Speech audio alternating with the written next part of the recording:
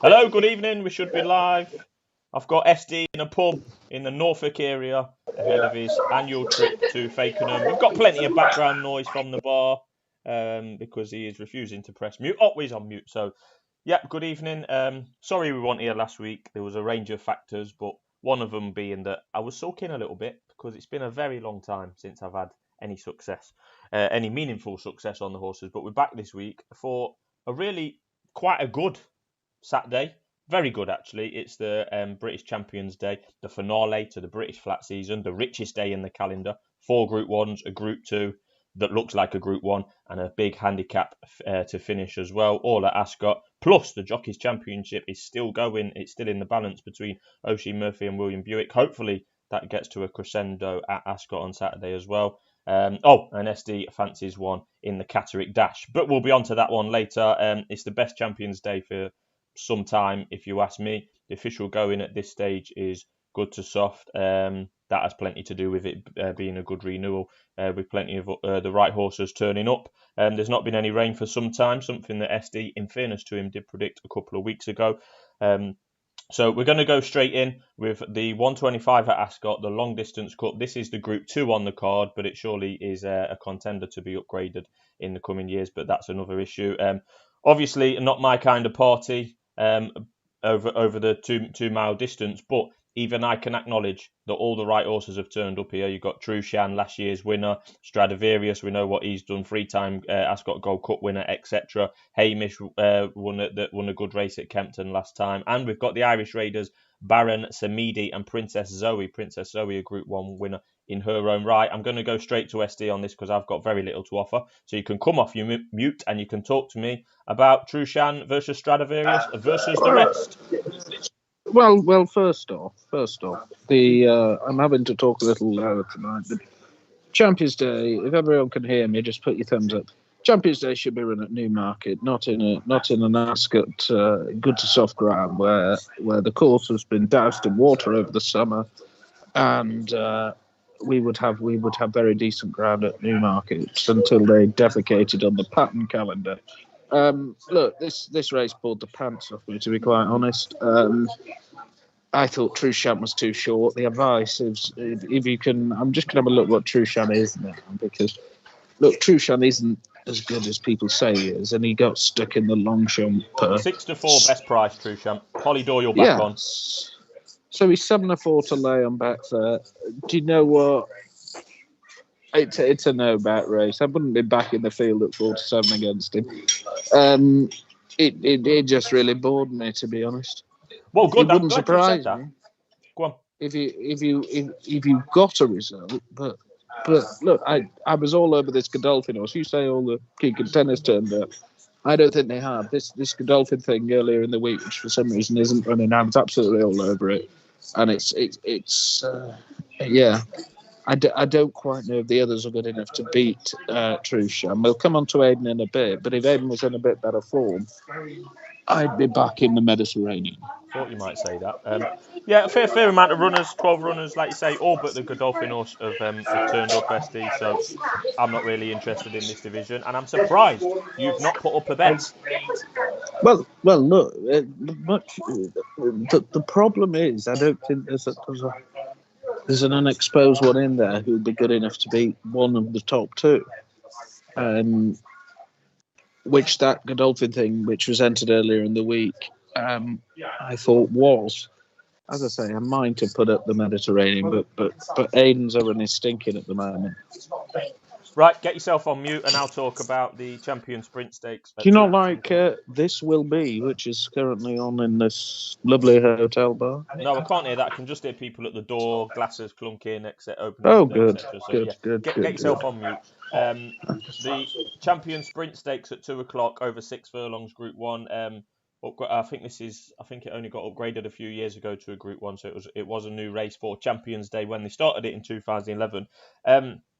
I actually thought this was one of the weaker renewals of this race.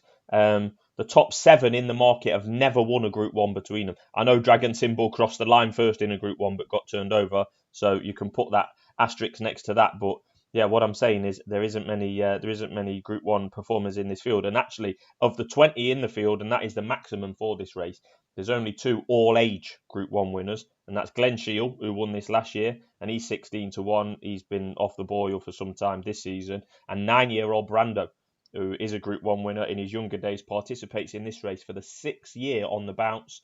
His form figures in this very race are 3, 6, 4, 4, 2.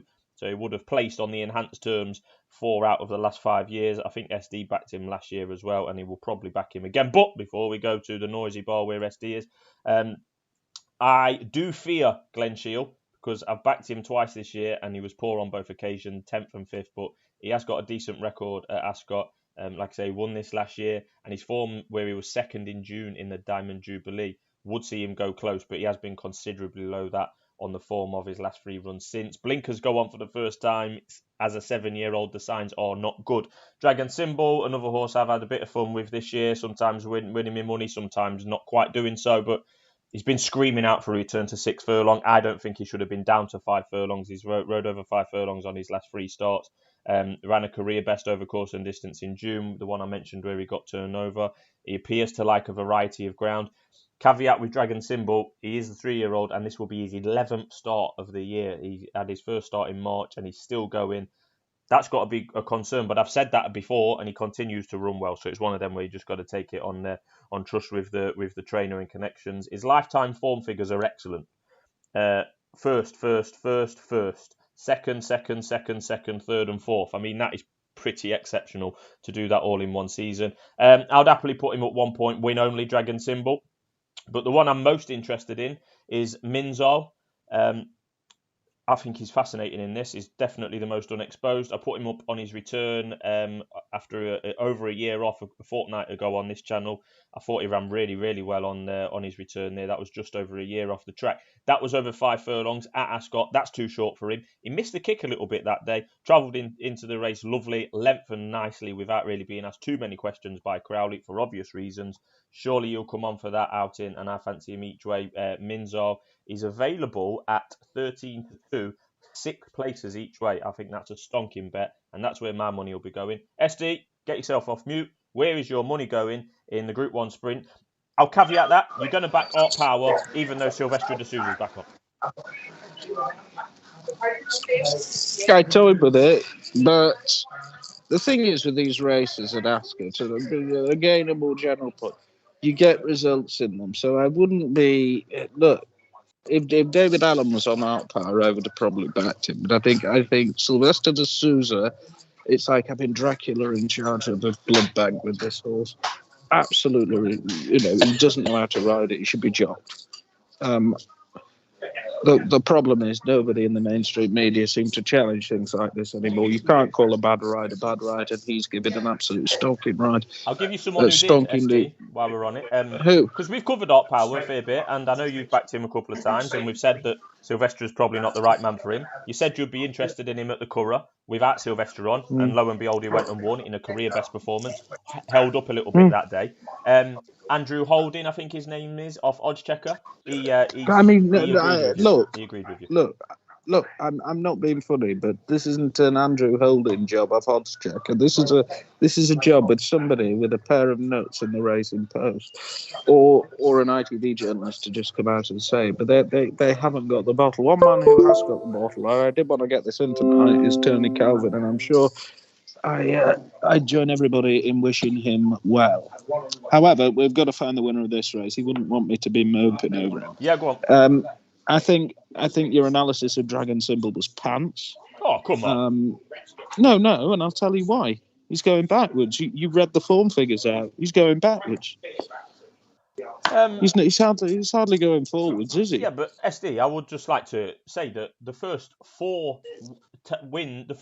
races this year in his career weren't at anywhere near this level, and hence why he was winning them. He was first past the post at Royal Ascot on bad ground, and then he's second. So he won a Group 1. He was second in a Group 1. Yeah. He was then second in a Group 2. Yeah. He was then third in a Group 1, and now he's been fourth in a Group 1. I'll take that. But what I will say is that the last 3 times he's ran over 5 furlongs, he's too short. I'm not being clever after the event. I said it before the event. It's too short. He needs to be back at 6 furlongs. Yeah. Okay. So look, we've covered the first 2 in the market. Minzaal, well, you know, if you call a good prep run, being beaten a length by two is marvellous, and beating Dakota Gold by 2. I mean, he just didn't exactly have the va-va-voom, did he? Look, I'm going to go a bit left field, and I'll go for a group where we know he's got the class. We know Thunder Moon's got the class. I think he's worth a crack sprinting in this race. I really do. There's enough encouragement in the way he runs for you to have a crack at a sprint, and he ran perfectly all right in the Jean Prat actually, which to me suggested he was a sprinter, and I thought 25s was a perfectly good price. I think he's 28s actually in places. Look, rather than indulge in these ridiculous each way terms in some cases, back in 4 places each way with Bet Victor, or 4 places each way with Sky, or 5 at 25 with Hills. You've got to be very careful. I say this to you every week with these squashed odds on the win market. Yeah. At the expense of more places, because long term the percentages tell you it is quite difficult to win. You could back the horse. I have a feeling you might get backed, and that's a risk. But you could back the horse SP each way with various bookmakers, and they don't like you doing that. But so I'm going to back him each way. And yes, for the reasons you've already outlined, I thought that 33s each way with Brando was pretty good as well with 365. I do love Brando, and I did text you after, but I told you he wouldn't win at Beverley, and he was 4-7 the night before. I laid him at 4-7. I laid him as well. Yeah, it wasn't his race, but this is, and it's not a great renewal. You've already alluded to it. Yeah. We can go through them. Kinross, I don't think is a sprinter. The Dream isn't good enough.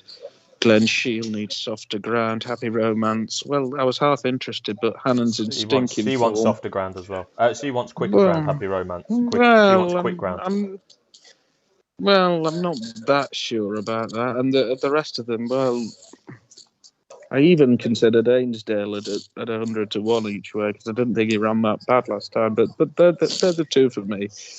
And I thought there was holes at the top of the market, and Rohan's another one. I mean, I think Rohan's rotten value, to be honest. I suppose Ryan's on, and he's trained by the now sober David Evans, who's had 1 winner in his last 23 runners. Yeah, we've you've had a bit of stick in the comments, SD. Lucas Coppin saying Thunder Moon. Talking of horses going backwards, Thunder Moon fits that bill, but I'm guessing that's factored into the price. Well, yeah, exactly, Lucas. So if you're going to back Dragon Symbol at 9 to 2, 5 to 1, I mean, Thunder Moon is 5 times the price. I'm not sad. I don't think he's gone that backwards this year. I mean, he started off awful. He did all right at Deauville. He didn't. I don't know what happened in the Prix de Maurice de Guest. And last time, I don't think he stays a mile. So no, he shouldn't even have been racing over a mile. I think there's mitigated circumstances. Children is slightly better. So they're the ones I'd bat. I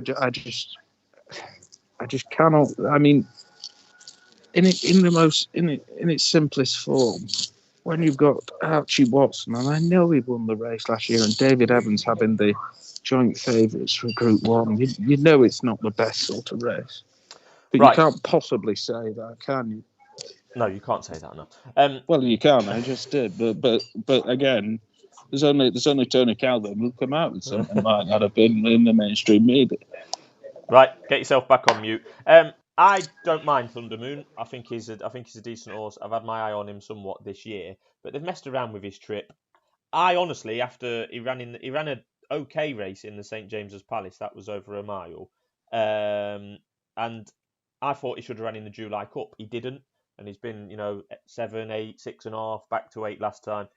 Yeah, I mean, it is factored into his price, but I don't think he's good enough to win personally. The Dream. No. Well, let me just explain something to you. He's got the class. He's won a Group 1. A lot of these are just, they're like drag artists, aren't they? Yeah. Well, You know what I mean, though. He's got the class. So yes, that's one of the factors in saying he's a very good chance. He needs it all to come together, and if it does, he could well turn out to be a good horse. Yeah. The Dream. Why is Jamie Spencer not riding the Dream? I know David Egan won on her last time, but I just thought that was kind of interesting. Spencer spent a lot of time on the back of that horse. There's been a comment for Kim Ross in the chat. I just don't think Kim Ross is a sprinter, and I mean, to be trying 6 furlongs for the first time in this race doesn't appear to be a great idea to me. They've ran out of 7 furlong races with him this season. I think that's pretty clear to see. Lucas Coppin fancies Rohan. Now, Rohan's got a standout piece of form, winning the Wokingham over course and distance. Now, yes, that was a handicap, and he got a really quite a high rating for that, but he's just simply not backed it up since. He might be an Ascot specialist, and that's a good thing. I like horses that have good records at Ascot. Rohan's one of them. He's been to Ascot twice, and he's won both times. But he's going to need to be considerably better than what he's shown on his last couple of starts, Rohan. I think 5 furlongs was too short for him last time, so back up to 6 furlongs is probably the way forward. But as SD says, to be fair, he missed the start last time. Yeah. To be fair to the horse, but look, he won the Wokingham. I mean, he won the Wokingham.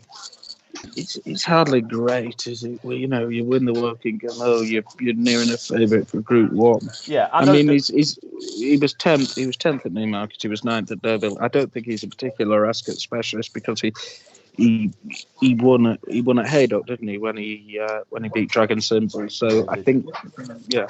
The cliche goes that there's in the UK there's often not a massive gap between the handicaps and these Group 1 races. Breeze won this race, I think, when it wasn't even a Group 1, and I'd won a handicap in the same season. But anyway, we move on. So in the 2 o'clock, the sprint race, SD is putting 2 up each way, Brando and Thunder Moon. I'm going win only Dragon Symbol and each way Minzaal. Really do like Minzaal each way. You get 13 to 2, 6 places each way. I mean, if he don't finish in the first six, there's something wrong for me. But anyway, moving on to the 2:35 Group 1 for fillies and mares over 1.5 miles.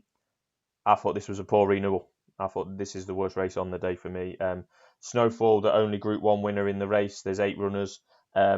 She's a mile clear than her 7 rivals. She ran well for a long time in the Arc, I thought, before emptying pretty late on the bad ground. I think if you read the Aidan O'Brien comment on Saturday morning, it will say something along the lines of she didn't like the ground late on and in Paris. Arguably the last off the bridle, actually, in the Arc, believe it or not. Watch it back. She has won on good to soft before, but I thought Paris was out and out heavy. She's a shade of odds on 4 to 5. I think she's a penalty kick, and I think she wins. I have got one in behind that I'll come to after SD has spoken to us about Snowfall and/or the winner of the 2:35. Well, the first thing is I wouldn't believe Aidan O'Brien if he told me it was Thursday. Well, he's not very open with the media, is he? So let's just breeze over that. Look, we've alluded to Aidan not being in the best of form, and Snowfall had a pretty hard race in the swamp at Longchamp. Now you'll keep hearing me say this through the broadcast. She's a filly. She's had a few races this year. I mean, she might be able to take a race, but I certainly wouldn't be backing her at that price, and I certainly wouldn't be coming out with things like she's a penalty kick. I thought Eshaada ran a very good race here at the Royal. You stole my thunder now.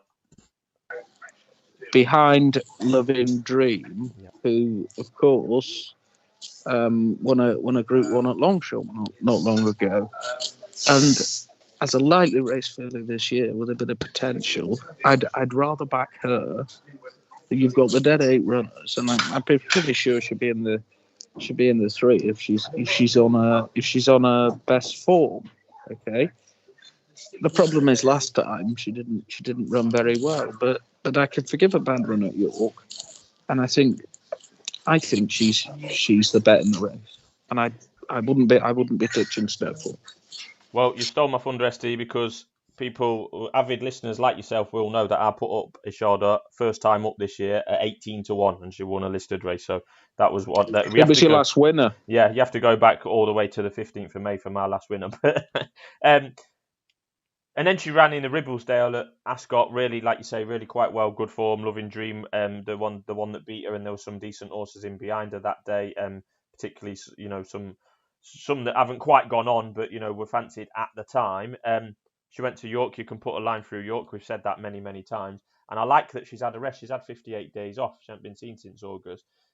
She was pretty damn useful earlier in the season, as we've explained. And Roger Varian, he's done all right with fillies coming back from a break this year. Just ask Tiona that won a Group 1 after, had a break, came back at Windsor, then went and won a Group 1, beating Snowfall over in Paris on Trials Day. So I'd happily back Eshaada without the favourite market. And I can tell you, SD, that in that market, which I'm guessing you might not have looked at, given the busy day you've had, is 7-2 with Bet Victor, Eshaada without the favourite. That would be where my money is going. But if you want to back her each way in the hope that Snowfall might have another off day, and she's had one before, then Eshaada will definitely be the bet for me. There's been plenty of talk about this invite, SD. You know more about Chester than me, but they reckon that she ran a really nice time figure at Chester last time when winning a listed race with some ease.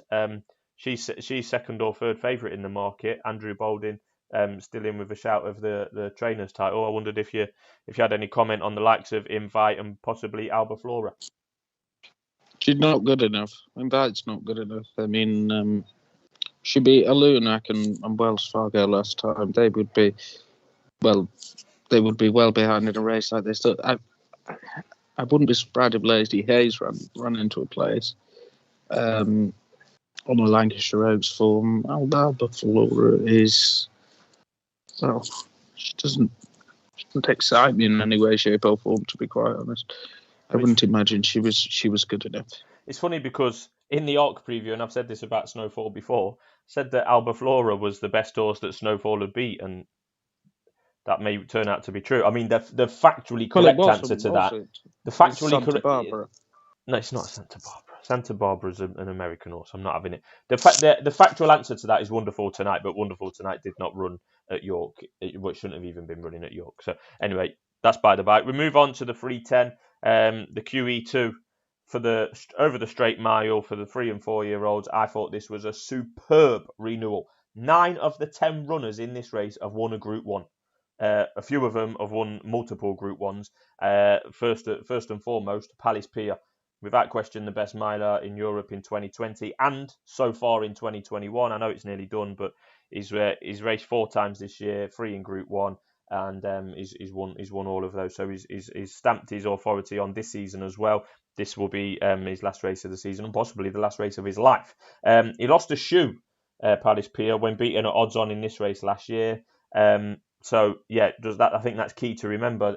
If you watch that race back in the final furlong, Frankie Dettori's doing the old looking down and seeing if there was anything wrong with the horse. Well, what was wrong is that he lost a shoe. So don't let that put you off too much. He's 6-4, and it's in the matchup against Baid, who's been one of the biggest hype horses of this season. Made his debut on June the 7th and won a Group 1 on September the 5th. I mean, that's some going by anyone's standards, even though that so-called Group 1 in France was no way near as competitive as this Group 1. My Twitter feed, and I don't know about everyone else's, would have you think that the 9-4 available on Baid should be a lot bigger. They call him a talking horse, yet to beat anything, wasn't impressive last time, etc., etc. I'd be the opposite of that. I think he's very good, Baid. Is he good enough to beat Palace Pier and the rest in this race? Not sure.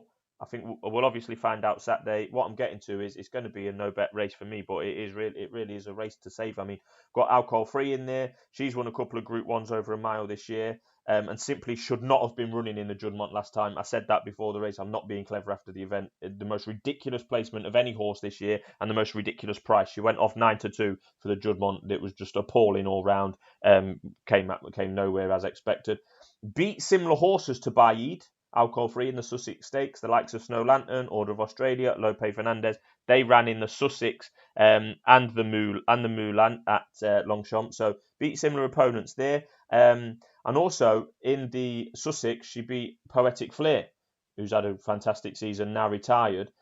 Alcohol Free beat Poetic Flair further than Palace Pier did on his most recent encounter with Poetic Flair, albeit at different weights. Yeah, you can throw that at me if you want in regards to that, but I think a stiff mile, particularly the stiff finish at Ascot Straight Mile, stretches alcohol-free, in my opinion. She has run at Ascot over a mile, but that was with a bend in the Coronation Stakes.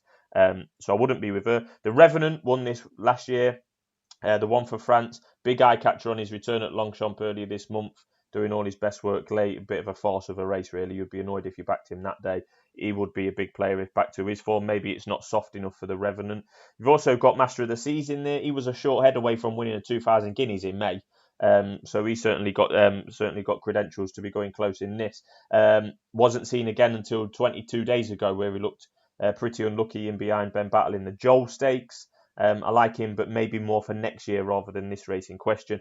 Ben Battle needs quick ground and won't get it here. He's got no hope. And Lady Beaufort and Mother Earth, they have won Group 1s this year, but against their own sex, and I think they're priced accordingly. But I think this is a fantastic race. I'm just not willing to risk my money on Palace Pier or Baid because I think they're both very, very good, and we'll find out who is the champion. This will no doubt, the winner of this is the champion miler in Europe, with no doubt. SD, any money for you in the QE2? Well, it was a lot better race when it was run 3 weeks before they defecated all over the programme. You know, when Mark of Esteem won it, I remember being at Ascot when Racty won it. So he was a boy, wasn't he? I think you're completely and utterly wrong with Baid. I think there's a very solid case. Well, let me just explain to you why. The horses he beat last time, which were Order of Australia, finished last on his next start. Victor Ladorum finished 8th, and Snow Lantern was last on her next start. Yep. I think he's an absolute talking horse, and I think 94 is an absolute dreadful price. It's all hype. I don't think he has the right to be anywhere near that price. I'm not defending the form of that race. I've already what called about it. the form of the race? What about the form of the race before? Well, he's got the Racing Post ratings would disagree with you in terms of that Goodwood race, but no, I'm not defending the form of the Mulan. I don't think it was very, very good, and I've already said the horses in behind have been beaten further distance by alcohol free, but he's done what he's had to do. He's gone off 1 to 2 in a Group 1 on only his first try. He can only beat what's in front of him. I just think it's obvious to say he's a 3-year-old. He only made his debut in June. I think there's more to come from Baid. Is that more that I think is under the bonnet? Is it enough to beat Palace Pier? I do not know, but I'll be happy to watch and find out on Saturday. Well, it's just all a little hype to me. But Palace Pier is the right favourite and probably the right price. The reason I say is the right price is because I think there's one who's overpriced in the race, and that's Master of the Seas. I like him. He comes a relatively fresh horse, and he very nearly won the Guineas. I don't need to tell you much more than that. Charlie Appleby's on fire, and he'll certainly be trying with Mr. Buick on his back. I don't think he's probably got £5 to find with Palace Pier, but I'd be happy enough backing him each way at that price. I'm certainly satisfied he'll be in the 3. And I think Palace Pier, all this bunkum about him losing a shoe last year, you know, horses don't run to form sometimes at this meeting, and Palace Pier was one of them. I remember Mick Easterby saying something about losing a shoe. It doesn't make that much difference with some horses. So I don't make that. Well, he was beaten at the time when Frankie was looking down. I watched it again today. I'd be happy to back Master of the Seas at that price. I think that's a fair bet. Yeah. And I think Baid's an absolute rotten price. So you can rib me next week, but yeah, I mean, look, I'm not going to come next week, SD, and stop being clever. I want Baid to be good because I know Palace P is good. I think alcohol is pretty decent. I don't, and I'll tell you why. Because I'm sick and tired of hearing this claptrap about horses like Baid. I mean, it's been going on for 30 years. Well, with certain, we're allowed to get excited about horses, SD. I'm excited about Native Trail for next year. You could pick holes in him if you want. Well, I have done with you. But you're allowed to be. It seems that the world we live in now is you're not allowed to be excited about a horse because they've got to remain unbeaten for the rest of their career for you to be right. As soon as they look like getting beat or don't win by 10 lengths, you're a fool. That's rubbish. But what I'm telling you is that he's the wrong price. Well, yeah, you could be right. Has your sound just dropped out there? Oh, No, right. it shouldn't have done. No, Can you hear me? No, that's fine. I can hear you. Right, Well, okay. yeah, so, I mean, so all you're right. back in Master of the Seas. I wouldn't argue with that. I like Master of the Seas. I put him up for the Guineas. He got beat ahead. Blah blah blah. I like him a lot. So I can't argue with you there. And like you say, he's the unexposed one. Well, relatively unexposed, given that he's missed half of the season through injury. And yeah, that comeback run was fine.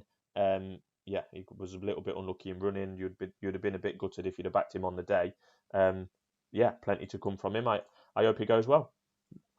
I like a few in this race, so that's why I won't be betting. I'll be sitting back. I'll be lucky enough to be at Ascot, and I think we've got a great race in store. And talking of great races, we'll move on to the feature of the day. I think this is the most prize money in any British race of the whole season. The Champion Stakes over 10 furlongs. Yeah, I mean Mishriff's favourite, 13-8. Ran away with the Judmont by 6 lengths when he was last seen.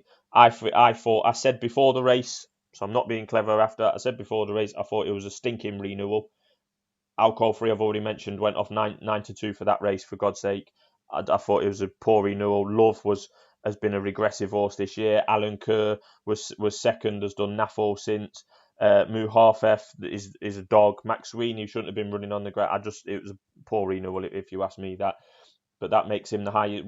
I think on the back of that is the highest rated horse in the world. So there's some thoroughbred rankings out today. They're not the official ones worldwide, but they've had a bit of coverage on Twitter today. They've got the top two of the top 3 rated horses in the world are in this race: Mishriff and Adayar. Plus, Mishriff bombed out in this race last year with my money on, so that always tints my opinion. In fact, Mishriff has won 6 of his last 9 races, and the 3 times he hasn't won are the only 3 times I've ever backed him. So that's probably why I don't like the horse. I'm talking from a pocket, but I am taking it on. In terms of Adayar, the signs aren't very good, because a week ago, as far as Charlie Appleby was concerned, in an interview at Newmarket last Friday, he said basically that he wouldn't be running. But it appears that Sheikh Mohammed has had other ideas. He's been left in at 5-day stage and obviously declared at final decks. And to me, Adayar is an out-and-out mile-and-a-half horse. I think the drop down to 10 furlongs doesn't look ideal to me. On the ARC preview, I said that Adayar missing his prep for the ARC was a big negative, and he ran like that in the ARC, and it proved that way. It was too free and enthusiastic in France. I think he needs more races to calm himself down, and he needed that prep to practice calming himself down. He didn't get it, and he ran that way. He's a tank of a horse. Class could win him this, but it won't be with my money on. Last year's winner, Adabe, needs it bottomless. His trainer's on record saying his ideal ground is that has passed an inspection on the morning of the meeting. This is not that. So I am back in Sealiway, the French one. You know I love French racing. I've been bigging up French racing all year on this channel. Tried 12 furlongs for the first time in the ARC last time. Was ridden as such. Ridden out the back patiently. Will he get the trip? Let's hope he gets the trip. They didn't know if he would stay, so they put him to sleep. He ended up running a career best on RPRs there. Drop back to 10 furlongs is exactly what Sealiway needs. He does need another career best to win this, obviously. But that 1 3/4 length second behind St. Mark's Basilica early in the season doesn't look too bad now. You can get 14-1 if you want 3 places, or 12-1 4 places Sealiway. That's where my money will be going, and I think he'll run well. SD, the Champion Stakes, talk to me. Well, I've changed my mind, and eventually I can't bring myself to back Adayar at 2-1. That's the problem, for the reasons you've just said. I don't know. I half agree with you on Sealiway, but I'm pretty sure one of the top 2 will win. Which one, I don't know, so I'm not having a bet. Yeah, I was kind of like that. I must admit, but I do like Sealiway. We don't like many French things, do we? No, definitely not. I just think if you watch the ARC, we came down the centre of the track, which was favoured, particularly by the winner and other winners on that day. But Sealiway was definitely ridden as if let's try and make sure he gets a mile and a half. We've seen rides like that before, but they've got to give it a go. It's the ARC, for God's sake. But I just think back down to 10 furlongs, a big plus for him. I think Mishriff's got an overinflated rating and reputation on that Judmont win. Although 10 furlongs round Ascot is pretty perfect for him. Adayar, his class could bring him through, but it's a question mark. This race for Adayar is very much an afterthought, whereas for Mishrif and Adaib, it's very much been the plan, pretty much, months on end, if not all season. So plenty of question marks going into this race. I know you like talking of O'Brien hype horses. SD, talk to me about Bolshoi Ballet. Like your friend Santa Barbara has been campaigning in America for most of this year. Say that again in a minute. Mother's just turned up. 1 second. Oh, well, as you can tell, SD is in a hotel bar in the middle of Norfolk, and he was just telling us. Sorry, I'm now walking. Oh, now he's on the move. His signal's probably going to fall out, but yeah, the Champion Stakes. You could obviously make a strong case for the top two in the market. 6-4 the Mishrif, 15-8 the Adayar. That's obvious. We could tell you that. No, any idiot could tell you that. But yeah, we would seal away the one. Is Lee Jones in the chat? Lee Jones is not in the chat, but I hope he will be watching back. Well, he'll remember Hallin beating Bosrasham beating Hallin. I was there 25 years ago. This was a much better race when it was run at Newmarket. That's ridiculous. I'm going to pull you up on this, but that's the third time you've talked about Newmarket, right? Newmarket on 2,000 Guineas Day, their biggest day of the year, get 13 or 14,000 people. There'll be 25, 30,000 people at Ascot Saturday. Okay, I know, and they'll be, I suppose we're after 9 o'clock, they'll be pissed up Londoners. Well, but you've got to remember, SD, that you and me are not the target market. Maybe we should be. It was the initiative's a load of nonsense. It defecated over the pattern. Jim McGrath made a very good point 10 years ago about this, and it was just an absolute disgrace. Well, he'll be there working Saturday, though, won't he? He'll be there working Saturday, picking up his paycheck. Well, Big Jim's always on the gravy train, but he was right about that. Right. So, come on then, we're moving on. So you're no bet in the Champion, SD? I'm loath to back a horse like Adayar at 2-1. Yep. And as am I, and that's why I've landed on Sealiway. Right, we're on to the Balmoral handicap, 20, maximum field of 20. There is a couple of reserves. I think they have until midday on Friday. But anyway, John Gosden, top two in the market. Sunray Major was the last one in the handicap. Carries a £6 penalty, I think. Yeah, for a win over Ascot last time. That was over 7 furlongs. I am absolutely all over King Leonidas.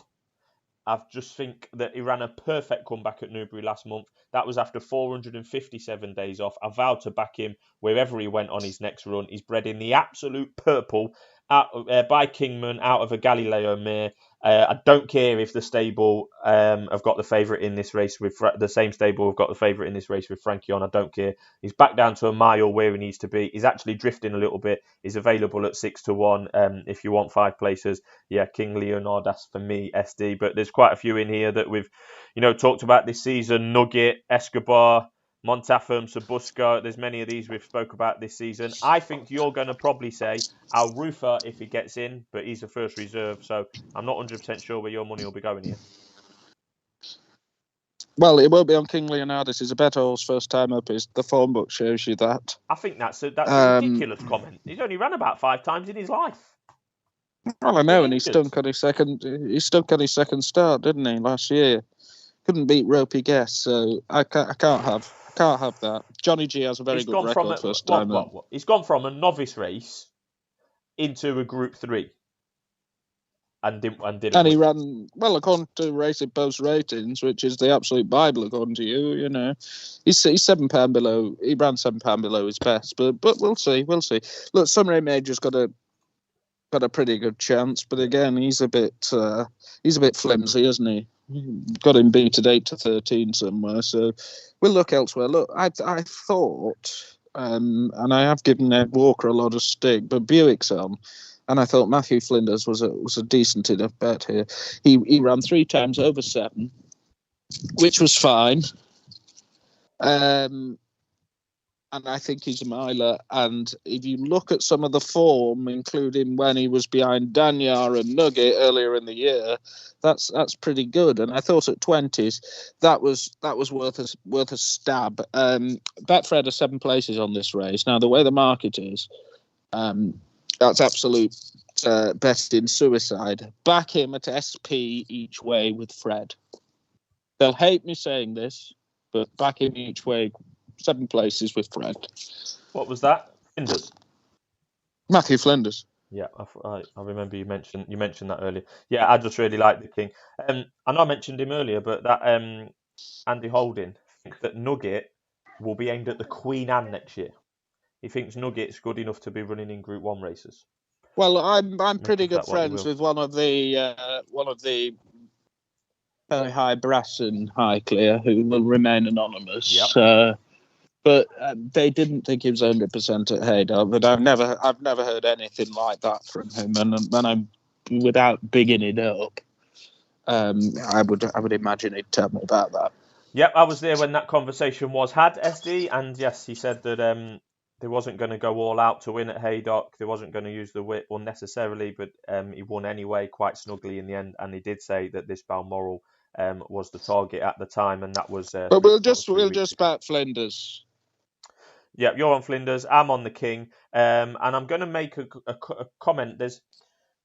I like Ascot form, right? Now, Sabuska's got to carry top weight in this, 111. He's going to have to be very, very, very quite good to win this kind of handicap off that mark. But this horse, Sabuska, finished 4th in the QE2 on this day last year.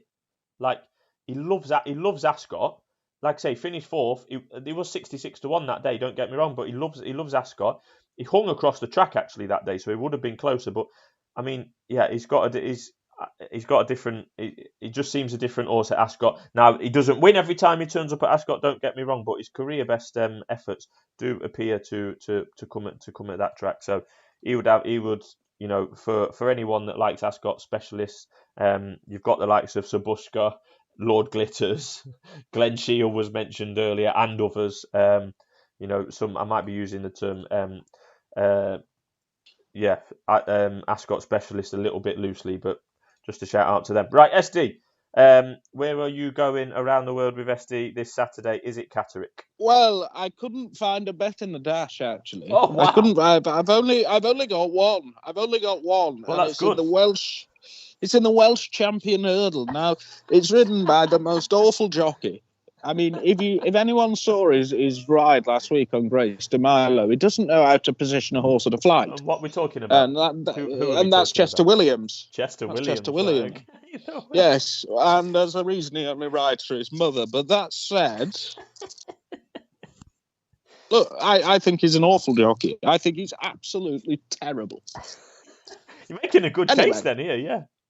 Yeah, I'm making a good case, but he did ride it when it won the Welsh Champion Hurdle 2 years ago. I was there. And this is called Monseuir Le Coq. It's the outsider of the field. Well, it is, but it won the race 2 years ago. Right. Janes aren't running too badly at the moment. He's been chasing, but certainly on his hurdles form, you know, he was rated as high as 151. He's down to 136.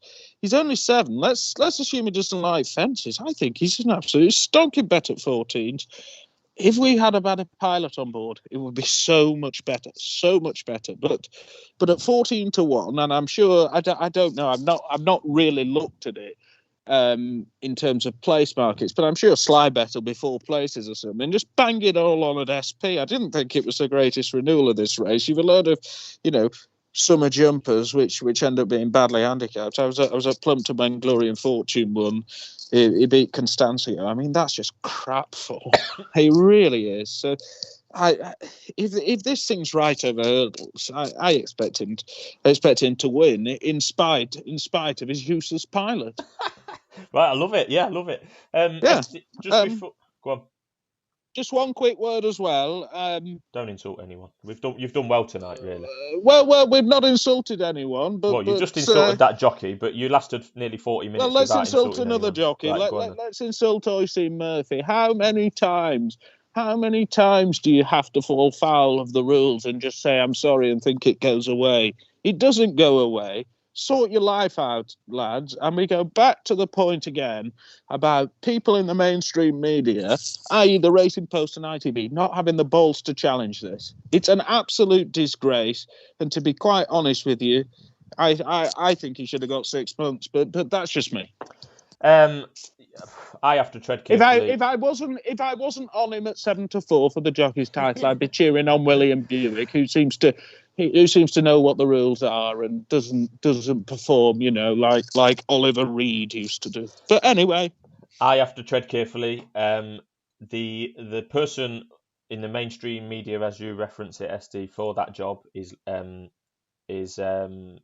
Lydia.